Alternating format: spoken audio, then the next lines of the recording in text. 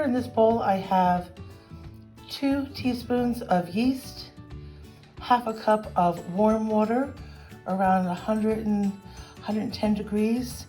You definitely want it warmer than your skin, but you certainly don't want to burn. Have it too hot. And a teaspoon of sugar. This is in a separate bowl, and if you can actually see, it's actually still starting to bubble and froth. I'm probably going to wait another 5 minutes. This whole process of letting the yeast proof initially with the water takes about 10 minutes when we're making our homemade naan. In a separate bowl, I put the liquids. This is 1/3 cup yogurt. We have 1 egg and 3 tablespoons of olive oil. And I've just stirred that up. And basically once your yeast over here is ready, you're just gonna be adding this lovely liquid to the wet liquid. And then you mix 1 cup with 1 teaspoon of salt, which you've mixed, you see the spoon there. And we're gonna actually mix that dry mix to make our initial part of the dough. And at that point, it's very easy. You're slowly going to add anywhere from 2.5 to 3 cups additional additional flour, and I'll show you that process in a hot minute. Okay, so at this point, the yeast is finished frothing, as I sort of like to call it, getting ready to be used. I since poured in the liquids. You don't have to make it heart-shaped like this. And you can see I've really scraped out all the last little bits I could. So I'm just gonna quickly start stirring this up. Doesn't have to be completely stirred. And then I'm actually going to add the first 1 cup of flour that has 1 teaspoon of salt.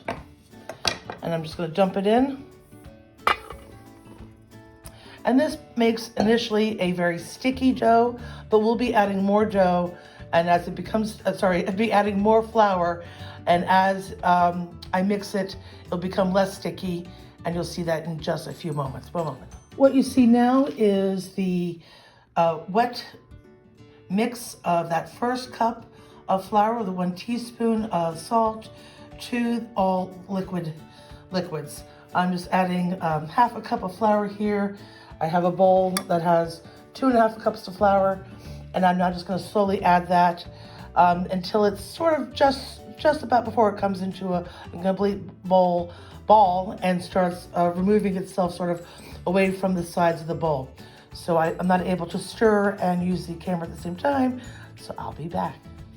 So what you're seeing now is the results of adding 2 more additional cups of flour, and it's a little flaky, and I'm actually now going to start to mix by hand, and all this flour is going to come together. What's seen here is probably half a cup left in my bowl, which I'm actually going to save and reserve for when we need to put it on to the board when we are rolling it out. So don't throw away your flour, especially now during these sort of coveted times, huh? All right, I'll show you what it looks like when you start mixing by hand and what that result looks like before we let it rise for a full hour. So as you can see, the dough has easily come together. Look up closely, it still has a little bit of the flour in, but we're actually now going to knead it for 3 minutes. So knead away, a little punch, and it's hard to do with the camera, and just pull over and do this for about 3 minutes. And you will then set it aside in a warm spot, not overly hot. I'm going to be actually putting it right here on a very old cooking rack, but over at the back of the oven, and it will be they're sitting covered loosely for an hour as it rises. So there you have it. You have the bread. I just sort of dough. I just sort of kept rolling it a little bit and under it, so it sort of made a ball. It's not sticky to the hand, to the touch. And I'm now simply just going to put it on that dish, on that towel again. Sorry, on the cookie rack. And I'm just going to take it, so this doesn't look clean. It's just very old. Put a dish towel over it while it, you just leave it alone. Let it rest for an hour, people. So, and then after that, you can then cut it into 8 pieces, and I'll show you that part in just a few moments. Welcome back, welcome back. So let's do the reveal. What we have got going right now, we're gonna show you the process of taking the dough that has risen. that we made to make naan bread. I have actually also setting up sort of a station. I have my pan that I'm going to be cooking. I have fresh garlic with probably about 3 to 4 tablespoons of butter. I even have, excuse the camera action here, I even have chopped fresh green onions, scallions, however you want if you want. I used this particular yeast, by the way, and I have my butcher block top here that I'm now going to sprinkle some of the flour generously. And let me show you after an hour how this risen dough, you can see that it's easily risen twice its size. And we're actually just going to plop it right on. We're going to let it sit for a little second. And then I'm going to use I'll show you the tool that I use to cut it into 8 parts. So this is the tool that I was just talking about. I think it's called but it's a bench. It's great for cleaning up the flour afterwards. Also, doing with my left hand here so I can use the good hand on my camera. And I'm just basically dividing this into 8 equal pieces. Okay, you're going to want to separate these, put them off to the side, and just have a simple towel that you used to cover the bowl. And this is when we're going to start rolling out our naan breads. Alrighty, so we're ready to rock and roll out our dough. So I have here, I'm actually going to be embedding on the last couple little pushes with the rolling pin, which you see I have flour just with your own hand. I do not have excess flour.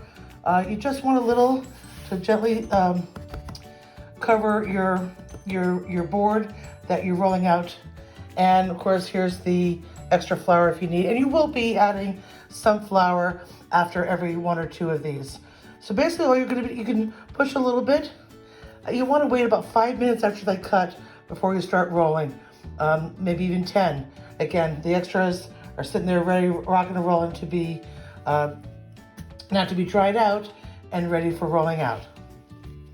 And then there is no right or wrong way to roll these out. No shape, usually oblong if you want. That's what's really nice about naan bread. And once you actually start doing the first one and it's ready, I'm going to turn on my pan so it can get preheated.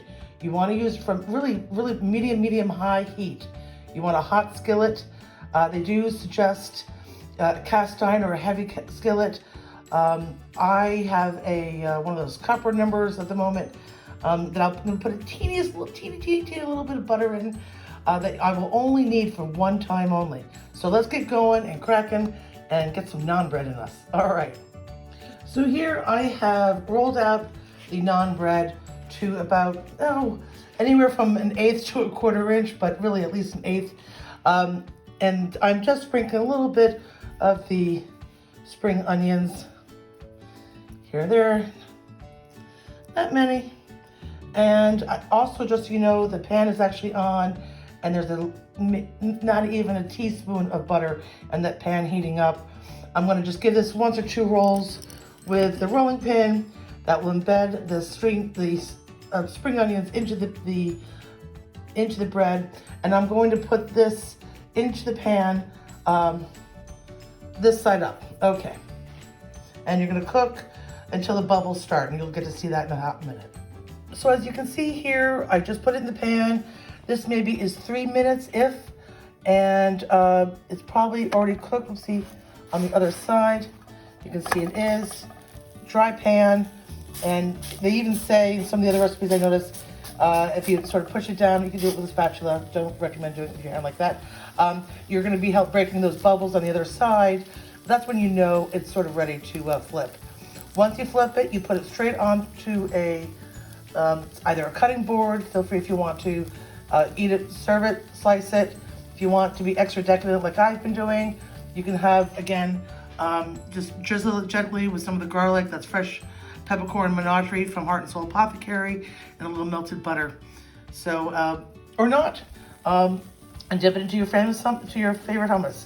All right, have a great day, everybody. Enjoy. So here, one last quick tricks. Make yourself a bit of a station. Okay, this is about to be pulled off. All right, there you go. I have one right here, ready to go in the pan. Boom. I can take my little butter. Oopsie! Camera work, Leah. Life is real here, people. And not much, you just want a little. There you go. Use the back of the spoon to sort of spread it. And that's just, and this easily, should it last, can easily be put in the fridge and then, slightly reheated in the oven on a low broiler for 1 minute if you want, okay? Just want to show you. And then what I normally will do right now is actually add fresh chopped cilantro on the top because I can't have enough cilantro in my life. Okay, and sesame seeds. Let's do sesame seeds. We actually have some right here, people. And you're not trying to go to town. You're not trying to go to town with the sesame seeds, but a little sprinkle. They're so good for you. All right, blessings. Have a great day. Bye bye.